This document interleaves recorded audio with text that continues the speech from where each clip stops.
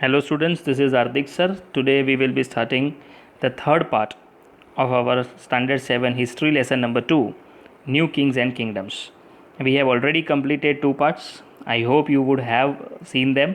If you have not yet completed, then please watch those two videos in a proper way and then only just start with this third part. Before starting this part also, once just go through your textbook and read every single detail whatever is given about Cholas. And even once again, after completing this video, I request you to read all the details once again. So then you don't need to cram anything. Every information will be learnt by heart directly. So starting from the first part, from Urayur to Thanjavur, we have a name of the ruler Vijayalaya, who was the founder of the Chola dynasty. He first captured the Kaveri Delta. Now by that time, who controlled Kaveri Delta? So it was under the control of Muttarayyar, and Muttarayyar was the subordinate to the Pallav kings, and the Pallav kings were from the Kanchipuram. So Kanchipuram was controlled by Pallav kings, and Pallav kings' subordinate was Muttarayyar, and Muttarayyar had a control over the Kaveri Delta, and that Kaveri Delta was captured by Vijayalaya. So Vijayalaya captured the region of the subordinate of Pallav kings, and this happened in the middle of the 9th century. He built the town Thanjavur and a temple for goddess Nisumbasudeni, as we have already seen with the first part. His successor means whose successor? The successors of Vijayalaya. So his successors extended the empire and included the regions under the Pallavs and the Pandyas too. Means the regions which were previously under the control of Pallavs and Pandyas, those were included in the regions of Chola dynasty. Rajendra Chola is considered as the greatest Chola ruler and ascended to the throne in 985 CE and recognized the administration. So he reorganized the administration. Cholas have made number of administrative reforms which we will be studying in the same video. Raja Raja's son was Raja Rajendra I. Rajendra I continued his father's policies and extended his empire up to Ganga Valley, Sri Lanka and Southeast Asia. That means you can find he has also expanded his region to the far boundaries. Now after going through this, you can find some more information about splendid temples and bronze sculptures. So splendid temples were built by Cholas. Number of temples, as you can find, first point, the splendid temples at Thanjavur and Gangaikonda Cholapuram. So Gangaikonda, as you have already seen, that was the title given, and the name of the city was Gangaikonda Cholapuram. So Gangaikonda Cholapuram and at Thanjavur, both the places, these splendid temples were built by Raja Raja and Rajendra I. They are the architectural marvels of medieval India. Means they are the two beautiful architectural marvels from the period of medieval India, as we are studying the same medieval part in 7th standard.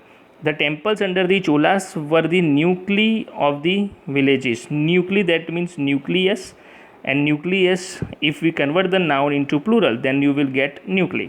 So they were the main centers of attraction of the villages, the centers of crafts, and were well endowed with land from the king and other rich people. Means these villages had the center of attraction, they were the temples, and even the center of crafts, and were well endowed with land from the king and other rich people. The produce of the land helped maintain the people working in the temple. Means the main source of revenue came from the production of land, and that because of that only, that helped the people to maintain number of other professions, occupation, and they were such as priest, garland maker, sweeper, cooks, musicians, and even dancers. So there were number of other professions which were helped by this production of land.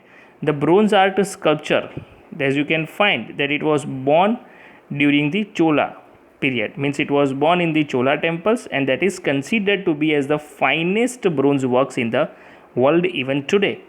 So these are the histories. As you can find that such things have not been repeated and may not be even repeated somewhere in the future. So such finest works, such beautiful works have been created by the time. Next point you can find about agriculture and irrigation.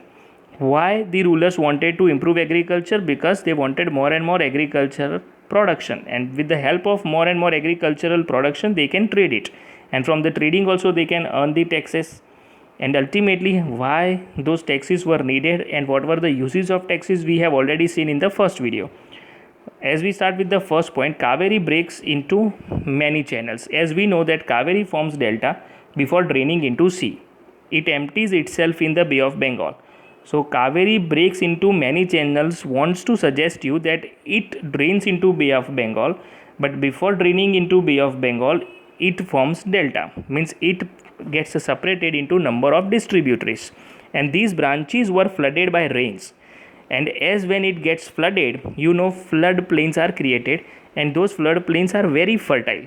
So because of this, sediments, nutrients and number of other necessary things for agriculture are deposited in the soil, and that makes it fertile, and that is deposited on the banks, which in turn help agriculture in this region. So because of this, when during the rainy season, when Kaveri gets flooded, it deposits the layer of sediments and nutrients to the river bank areas, and that helps agriculture. By the 5th and 6th century, large scale cultivation started. Now how the large scale cultivation can be started? But how it happened? So it happened by clearing the forest and leveling of the land, so that more and more land can be cultivable. So that is why, as we can come to know, that to bring more and more land under cultivation, the rulers started getting the forest cleared and leveled for creating more cultivable land. And these all just started by the 5th and 6th century. In the delta region, embankments were built to prevent flooding. Embankments you can understand, they are the protecting, so that the flooding part can be deposited somewhere else, so the extra water can be diverted to the canals which were constructed to carry water to the fields. So that water which will be wasted because of the flood, now that will be directly carried to the fields. It will be directed to the fields. Artificial irrigation also started during Chola period, and because of artificial irrigation and construction of wells and water tanks, the agriculture also improved a lot. So artificial irrigation, how it started? With the construction of wells and water tanks. Now after this, we will find the administration of the empire, one of the most important part. So administration, how administration was done. So you are going to see number of people in this particular part. So first we will find peasant settlements which were known as Ur. Peasant settlements were known as Ur, that became prosperous with the advent of artificial irrigation. As soon as artificial irrigation was introduced by the Chola rulers, they started being prosperous. Means they became prosperous because of artificial irrigation. The water supply was continuous to their fields, and that's why they could have a good agricultural production. So groups of such villages formed a group called Nadu. So this group of villages was called a Nadu. Now how this Nadu, means number of villages were there in one group, how it was administered? So it was administered by the village council. So even at the village level also they had the council, and that administered the affairs of villages. So how did it administer the villages? So village council administered villages by collecting tax and maintaining justice. Rich peasants, who were rich peasants from the Vellala dynasty, controlled the functioning of the Nadus. So they were the administrators for Nadus. So the Nadus were under the control of rich peasants, under the watchful eye of the Chola emperor. Means number of villages were there in one Nadu, and for that the rich peasants used to take care, but rich peasant was looked after or supervised by directly the emperor. So this was the thing taken care of at the grassroots level. You can find the administration. The Chola kings also gave titles. So these titles were given to other people by the kings. Chola kings gave the titles to people such as Muvendavelan, as you can find, peasant serving 3 kings, and Arayar, that was the chief, to rich people as marks of respect. So for their respect, such titles were given to the people. Next you can find, so you can understand that they were the officials who were taking care of a particular region or over a area. Brahmins were given land grants known as Brahmadeya, which resulted in more and more Brahmins settling in the Kaveri Valley. As the Brahmins started receiving land grants from the rulers of Chola dynasty, more and more Brahmins started settling in that particular region for their benefit. Each Brahmadeya, as you can find the word Brahmadeya, was looked after by a Sabha or assembly of Brahman.